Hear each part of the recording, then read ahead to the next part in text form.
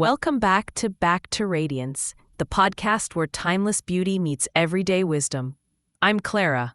And I'm Jake. If you missed episode 1, go back and give it a listen. We talked about Jan Benham's Baby Boomers Beauty Bible and why it's such a game changer. Today, we're diving into 3 of my favorite beauty swaps from the book. These are simple, practical changes you can start today. And none of them involve buying a $1,000 serum. Exactly.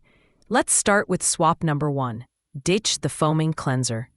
Instead of soap-based or foaming cleansers, Jan recommends using a gentle cleansing lotion.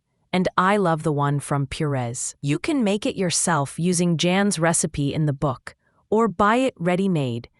It leaves my skin soft, clean, and perfectly balanced. That surprised me. Lotion instead of foam? Yes, no harsh stripping. Just massage it in, wipe off with a worn cloth, and your skin stays calm and happy. Swap number 2, moisturize with nature. Replace synthetic moisturizers with plant-based oils and creams. Jan's DIY face oil ideas inspired my go-to blend. I'll share it in a moment. So no more creams full of alcohol and silicone? Right, your skin drinks in what you feed it. Jan's philosophy is, if you wouldn't eat it, don't put it on your face. Swap number 3, toss the old makeup. Look for mineral powders and clean pigments. Jan's mineral foundation is based on a 1900s recipe, and it's stunning. You actually use less too. It feels like skincare. Exactly.